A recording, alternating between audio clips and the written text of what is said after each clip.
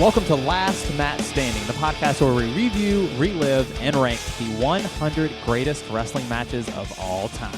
As always, I'm Spencer. I'm Landon. And I'm the voice of Louisiana, Bryce Boudreau. Bryce Boudreau. Hey, man, how's it going?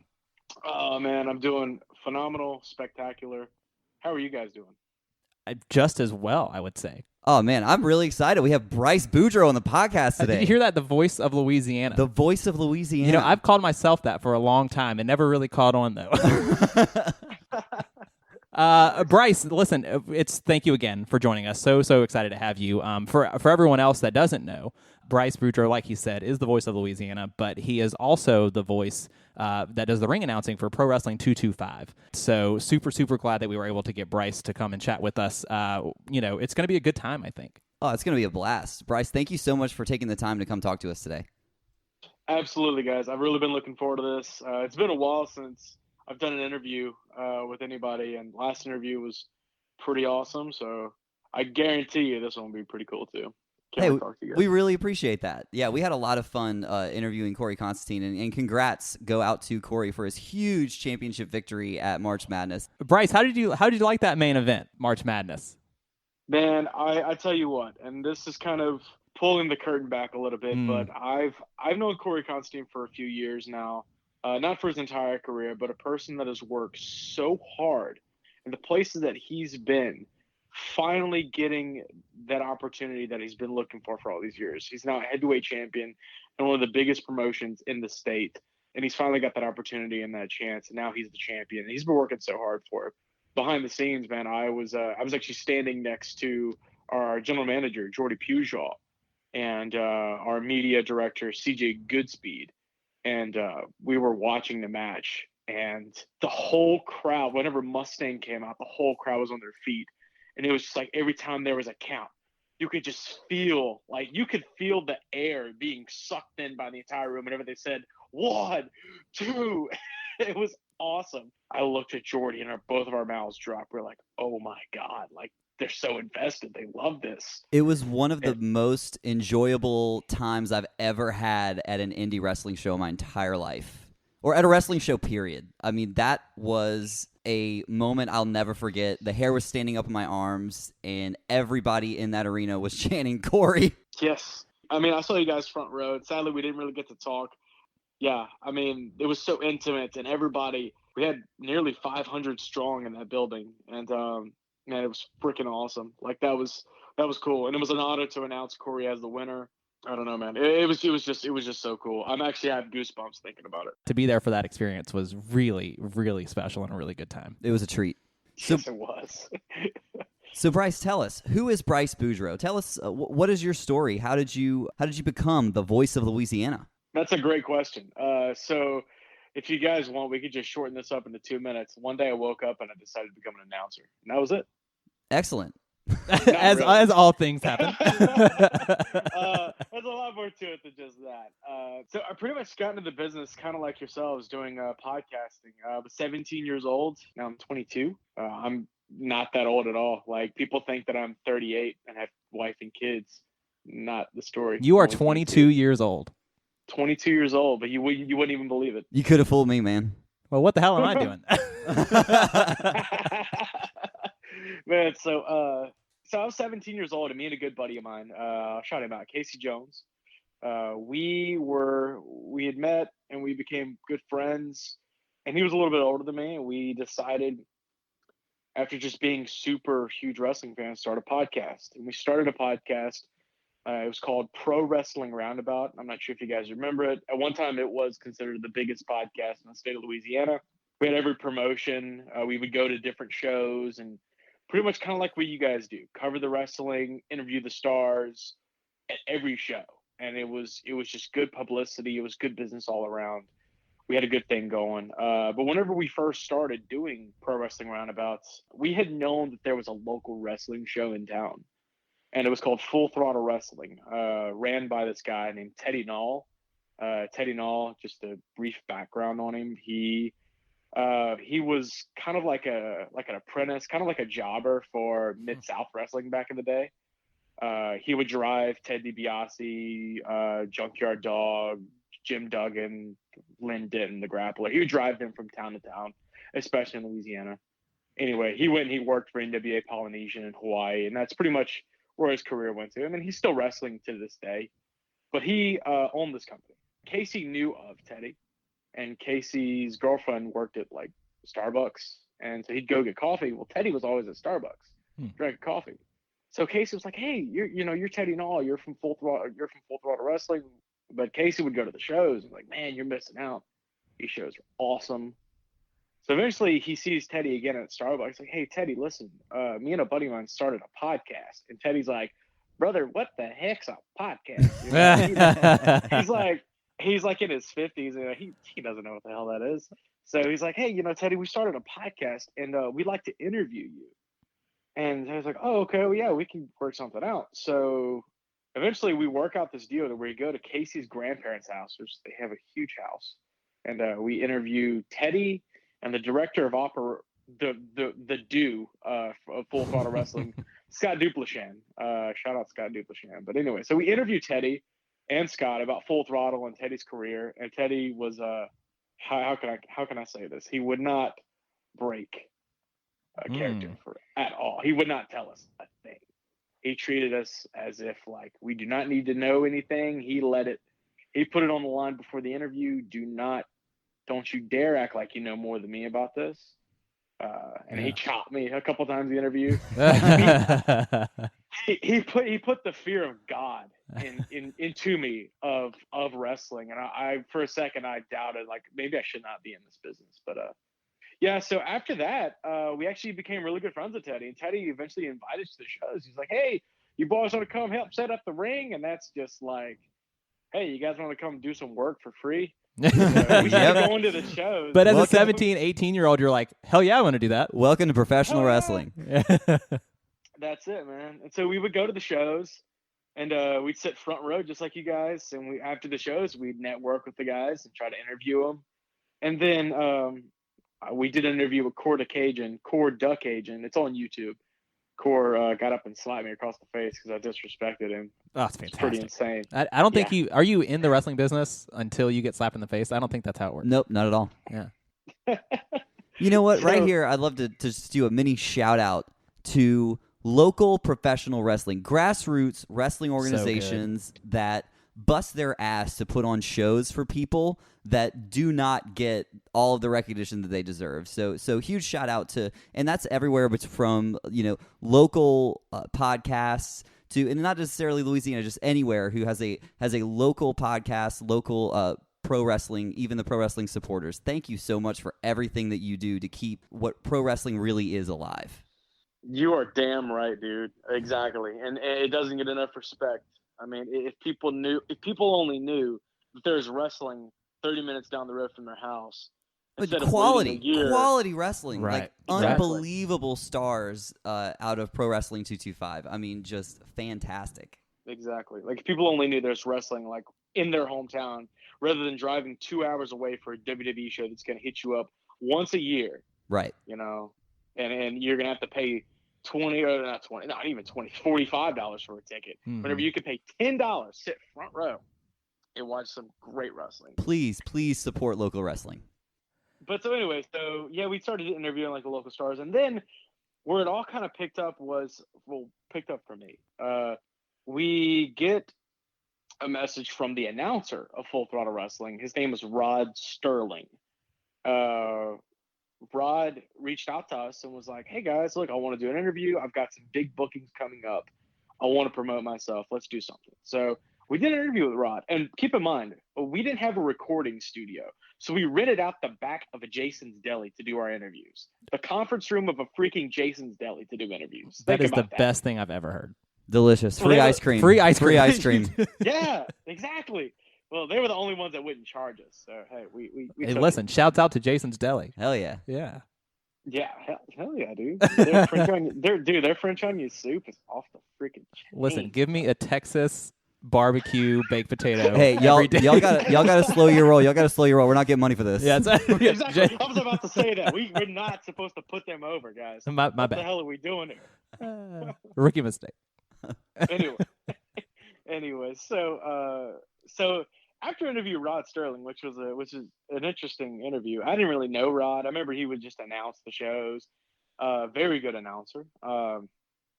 He was like, hey guys, there's a wrestler by the name of Houston Carson, which Houston was Full Throttle's heavyweight champion. He had to actually retire due to something with his heart. He had an irregular heartbeat, and he just had to stop wrestling.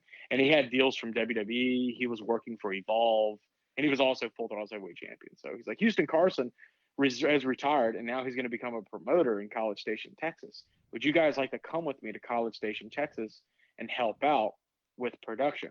So on the side, Rod would not only ring announce, but he had lights, he had a truss, he had pipe and drape, he had sound systems, he had everything. He had microphones. He pretty much was the wrestling show without the wrestlers or the ring. Like, he handled all the production.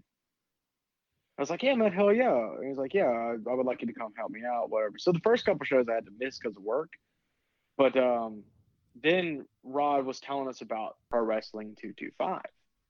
And he's like, man, they had this match. It was a TLC match. It was badass. You guys need to come to that show. The legendary TLC match. I mean, listen, that is a legendary match in Baton Rouge. Yes, dude, it was so good. Dude, that match was awesome. Anyway, so Rod, I was like, oh, you guys need to contact Mikey Boudreaux, Wild Thing, the promoter. You guys need to see if, he'll let y'all come, and y'all can interview some of the wrestlers, and then y'all can help me with production. So Rod was the ring announcer before me at 225. So he was the ring announcer. If you go back and watch some old 225 clips, he's the ring announcer. He has a country accent. He's from the sticks or whatever. He's a hick. Anyway, so we started going with Rod to 225, and man, we met Mikey, we met a couple of other guys, and we started networking with them, and that was another promotion. Pro Wrestling Roundabout, the podcast. It didn't really work out, so I kind of split apart from that, and I started doing my own thing. So I would just go on the road with Rod. Me and Rod started becoming really good friends, and we would call each other every week. And it's like, hey man, I want you to come with me to College Station. So we go to College Station and go do a show production. I was doing shows with Keith Lee and Lance Hoyt and Carlito and all these guys and all the biggest stars in Texas. Bryson Scott, Nathan Jolly, Moonshine Mantell. The list goes on and on. I'm sorry if I'm not mentioning any guys, but man, it was these big, huge, elaborate production shows. Better than WWE pulls out. Like, this stuff was unreal. And then after the show, we'd go party, and it was awesome, man. So the life on the road in professional wrestling. There you go. Man. Oh, it's legendary. That's it, dude. That's what it's all about. It's about the after party. But, so me and Rod just started going on the road, and I would watch Rod, and as a kid, I always kind of thought about announcing. I would mimic the announcers.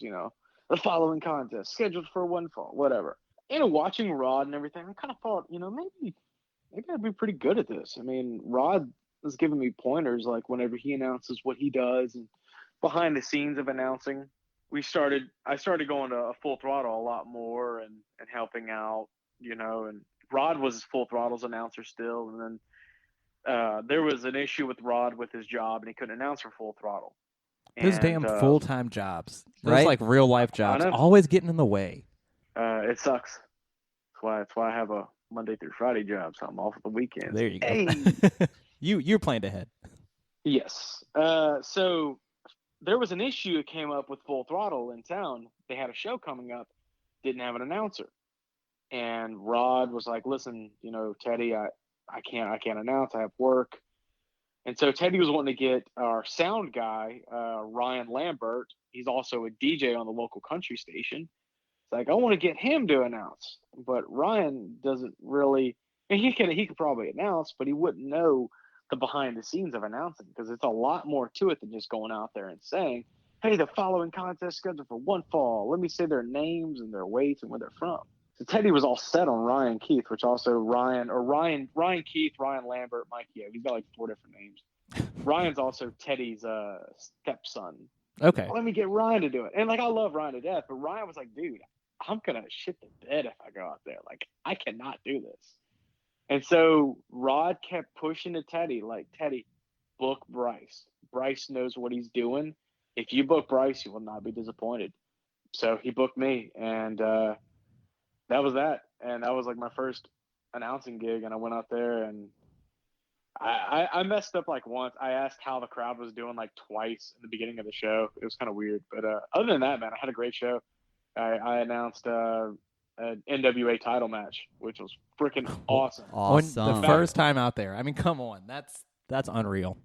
Yeah, a matter of fact, so you guys were at the show. So Tim Storm is actually Full Throttle's heavyweight champion. Oh, awesome. And at the time, Tim was the NWA champion, and the referee was James Beard. Oh, what a guy, James Beard. What a ref. So good. That was a real treat seeing him at March Madness.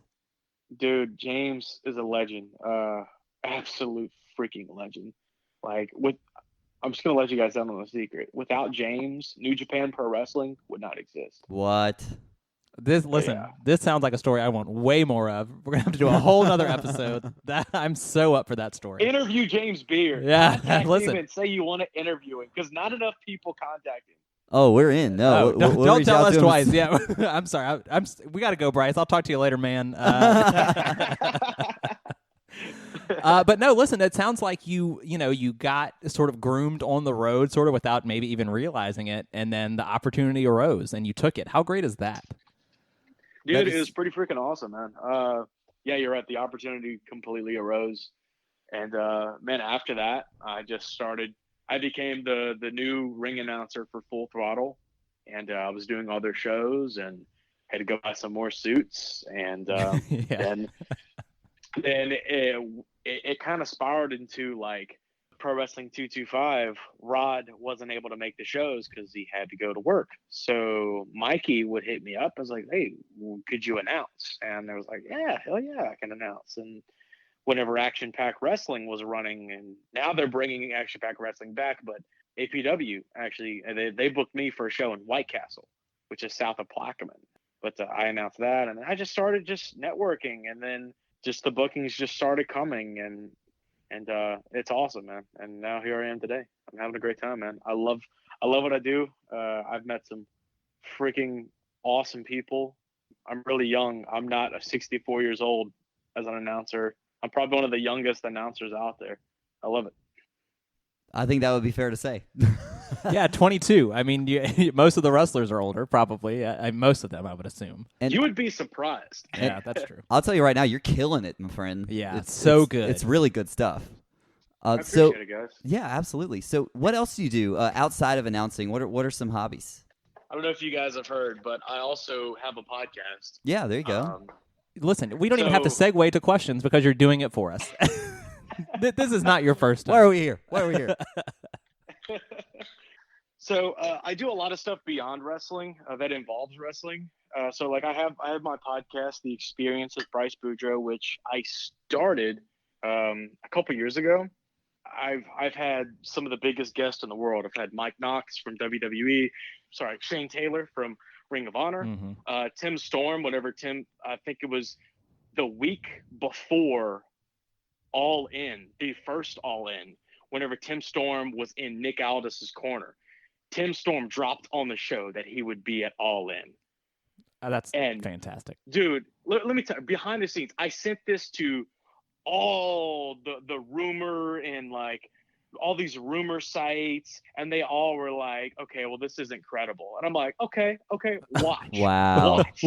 And then whenever it aired, I was in Dallas. I was at the LSU and Miami game, and I saw on Facebook, Tim Storm makes a surprise appearance at All In.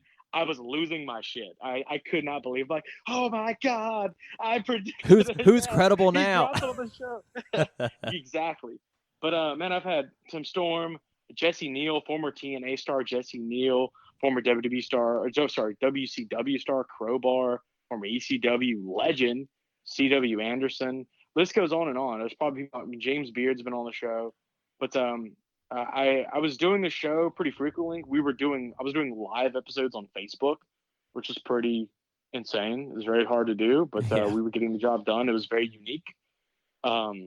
Keep in mind, this is live stuff, video on Facebook. We were doing these episodes. It was me. Yeah. Spencer actually knows a thing or two about doing live. Yeah, I do a little live Facebooking myself, and it's an adventure, I would say, if nothing else. It's a good time though. So now they've updated this where it's a lot easier, Yeah. more compatible. But back then, it was not. It was useless. Out. Yeah, it was not good. Exactly. So I know the experience with Bryce Boudreau. I know it returns next month. What can we expect out of the experience when it comes back next month? Big guest, highly entertaining. Whenever I do a show with somebody, and it's really kind of changed because I went away from the Facebook living because it was getting just too many glitches, and now it's more of an audio podcast, kind of like this. Yeah. I mean, we've got some big guests lined up. I'm not gonna. Well, listen, if you say anything, we're going to run to the rumor sites and post it all there, and they won't believe us, so it won't matter. Listen, okay, if you guys just stay tuned, you're going to see who I'll have on the show.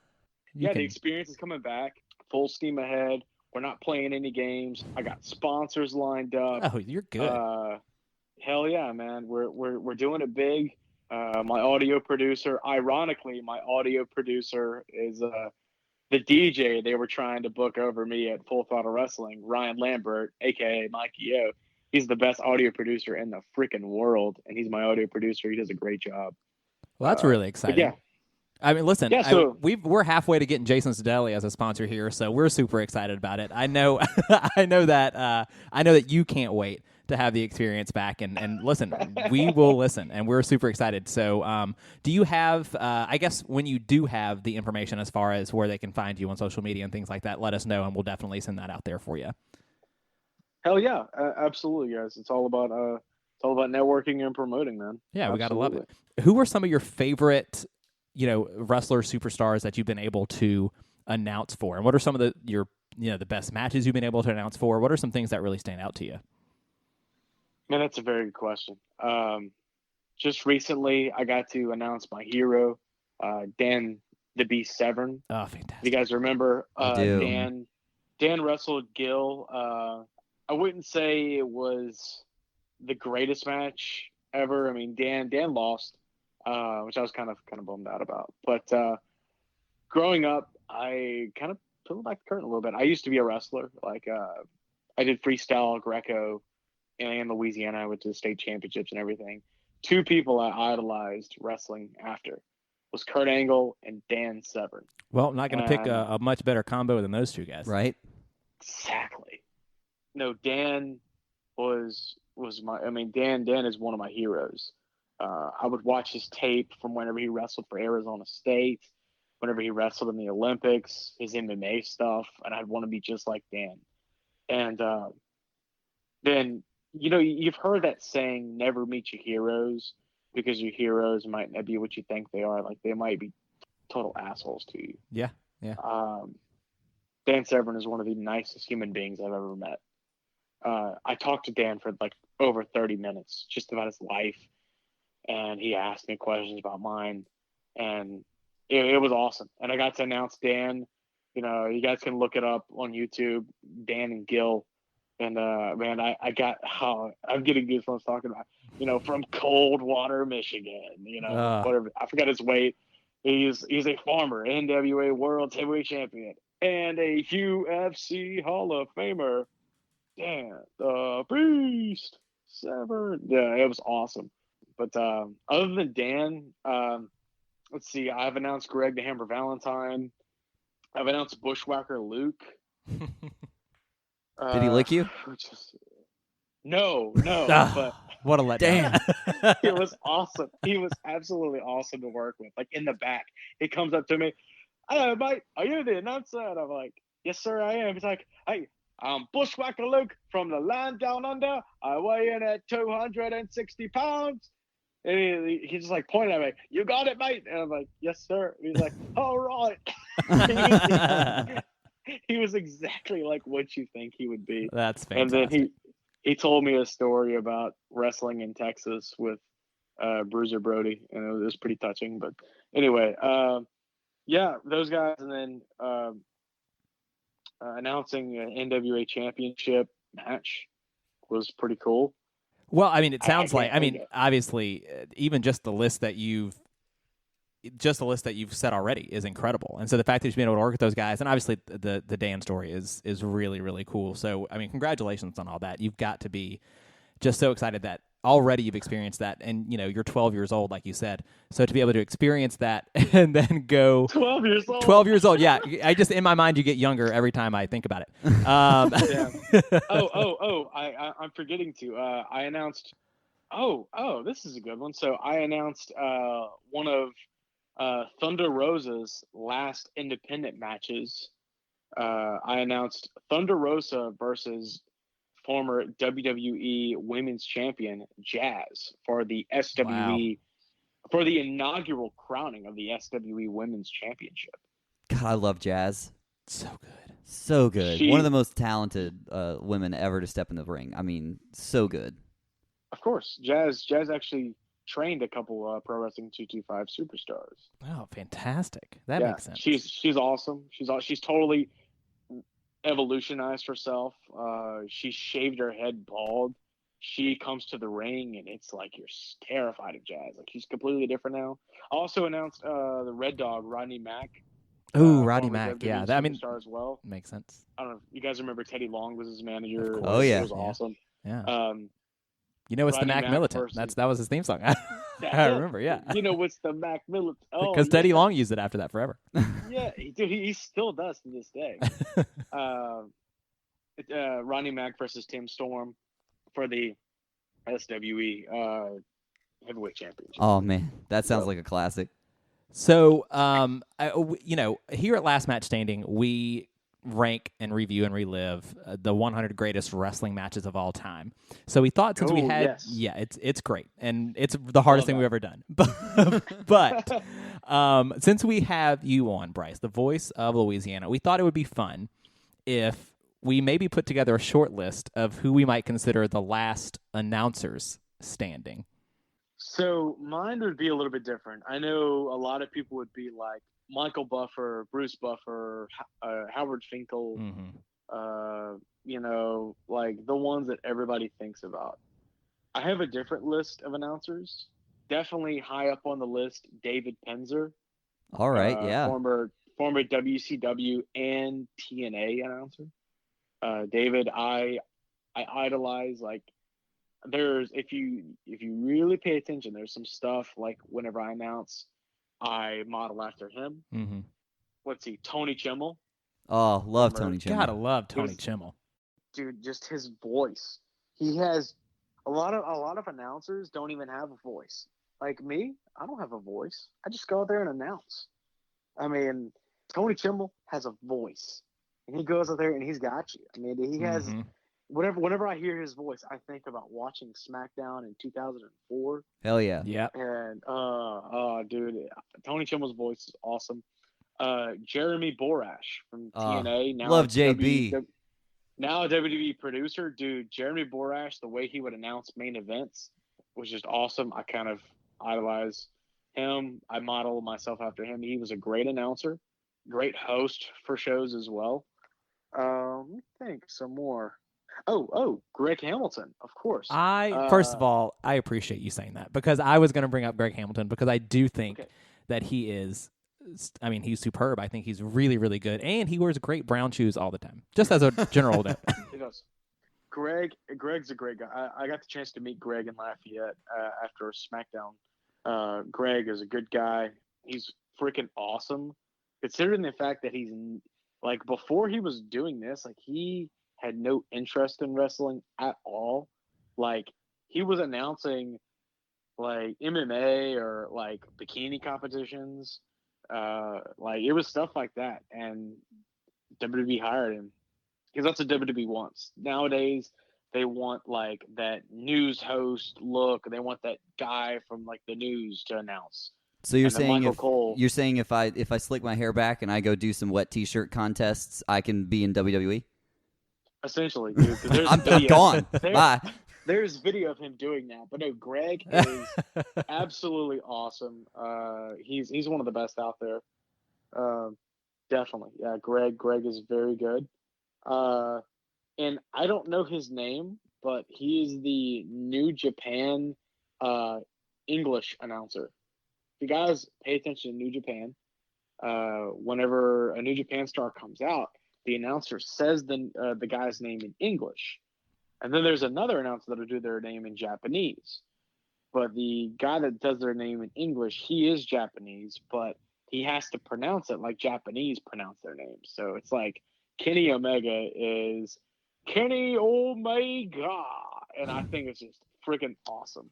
But I don't know his name, and no one knows his name. But I think those are some pretty good ones. There is not a soul that knows his name. Absolutely But not. listen, that is a good list. That is an awesome list. I really like Yeah. that. Last announcer standing. That, first of all, is a great spinoff for us to do later in life. But the 5 of these are really, really good. You know who I really... Hey. Yes, go ahead. Hey, I'm sorry. Hey, and also, can we put my trainer on there, Rod Sterling? Rod Sterling. But I thought he was just a hick. No. I love Rod to death. I'm just busting his balls. He's the guy that brought me to the business. Well, not the guy. He's the guy that trained me to be an announcer. So yeah, I had to put him over. Rod, one of the best, one of the highest respected announcers in the South. Oh, that's fantastic. That's really good. You know, I was going to mention, and I... Hey, hold on. I'm sorry. I don't mean to cut you off. No, you're so good. Bob, an old announcer for ECW, Bob Ortiz. He was a very good announcer too. That's it. I'm done. I thought you were going to say Bob Barker. I would say Bob Barker. Listen, he did The Price is Raw. That counts. That Hell yeah, he totally did. counts. Dude, him and Chris Jericho, I'm going to take you over my knees. Any place, anytime, Barker. It's the best. It's just the best. Oh man, Bryce, let us know. Let all the listeners know, where can they find you on social media? Let's see. You can find me on Facebook, simply Bryce Boudreau. I'm pretty much just on Facebook. I have an Instagram, but it has nothing to do with me at all. I just post random stuff. So you probably It's like a don't wanna John Cena follow that. Instagram account. Yes, exactly. Awesome. Exactly. I'm shocked you guys know about that. Okay. Yeah. Hey, listen, it's kind of a deep cut, but it's really good. Yes. So I have one of those, but you don't have to follow that. It's really weird. And so we will make sure that we drop. Just make sure that your name is obviously going to be all over this, but Bryce Boudreau is a very Louisiana name, so I want to make sure that everyone knows how to spell it to make sure they find you at the right place. Boudreaux. And then go ahead and follow The Experience. I'm on Facebook. See, it's The Experience with Bryce Boudreau on Facebook. It has an Instagram too. I think it's The Experience Live on Instagram. I think that's it. And then I'm on Castbox too. I'm trying to expand to Spotify. It's really hard to get on there, but look us up on Castbox. That's where we can listen to all the episodes. Awesome. Well, Bryce, thanks so much for taking the time to sit down with us and go down memory lane a little bit. It's been an absolute blast having you on the show. Can't wait to see you at 225 Mania. Yeah, guys, absolutely. Hopefully I'll get the chance to talk to you guys. And I apologize again, man. I really want to come and talk to you guys and praise you guys. You guys did a great – actually, I'm going to do it right now. You guys did a great interview with Corey. Corey's a different cat. I love Corey to death, but like getting him to talk and do an interview is really hard because he's not a big talker. And you guys did a great job, man. And Corey praised you guys. I kind of marked out whenever Corey went over to you guys and like during his entrance and kind of like did a little thing with you guys. I thought that was awesome. But I really wanted to come talk to y'all. But dude, it was left and right. Like people are coming up to me like, "Hey, you got to get on the microphone and say that somebody needs to move their car. Hey, how much are they charging for the jambalaya and the concession stand? What are the concession stand money going to? And you got to recognize this person. And where's the guy that's singing the national anthem?" Just the life of an announcer. Whenever I go out there, I know, dude. Being an announcer, like I said, there's so much more to it than just saying people's names. You're pretty much the entire show is in your hand. You're pretty much producing the show in the ring. I mean, it's so crazy, and there's only a few that can do it.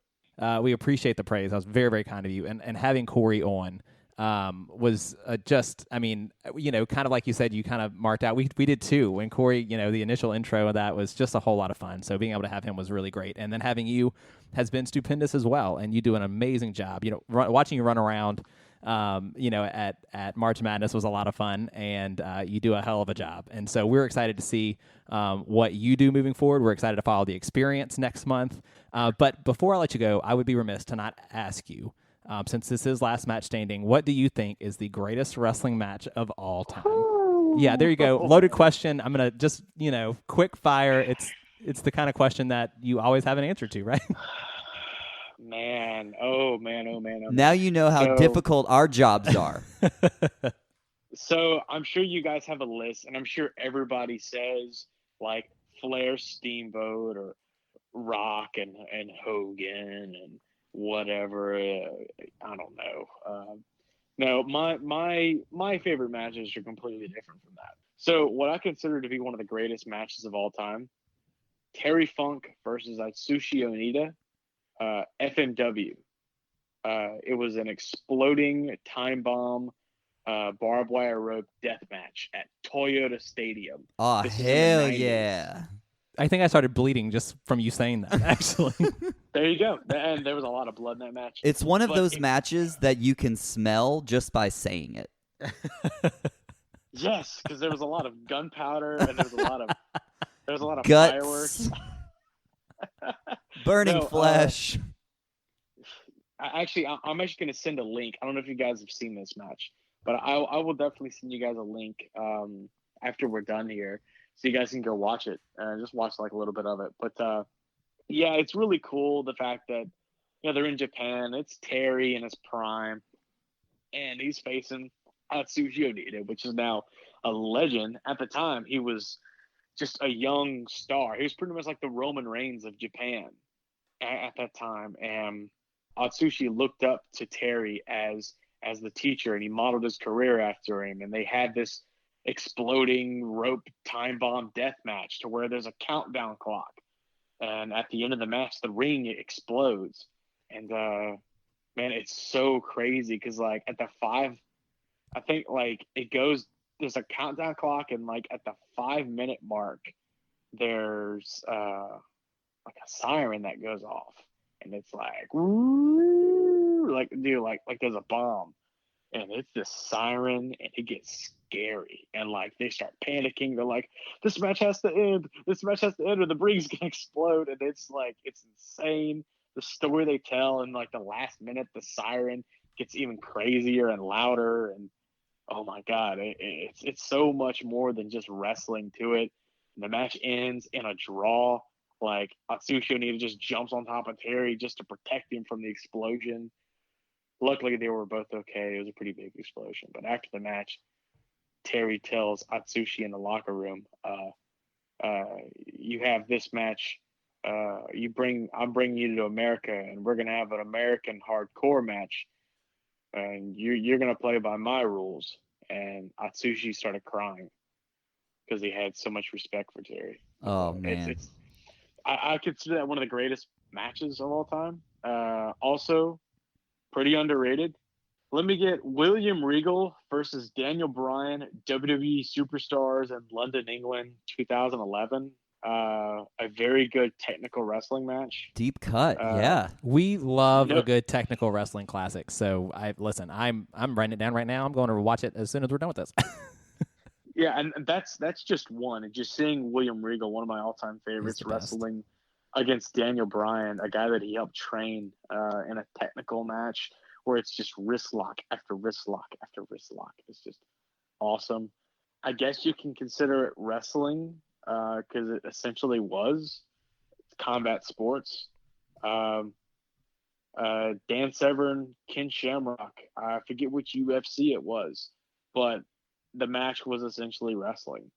And preferably, I love a very good sport-oriented wrestling match. To me, it should be about the grappling and the holds and the way, throughout the match you weaken your opponent rather than let me hit the ropes and jump off the top rope and cut a flip. Right. And I'm not trying to destroy all that stuff, but I mean, I like sports-oriented wrestling, what it used to be. And another one, Minoru Suzuki versus Matt Riddle, Bloodsport. I think it was the first Bloodsport pay-per-view and in New Orleans. It was WrestleMania weekend. No ropes, it was a grappling style match. And that's one of the greatest matches I think I've ever seen.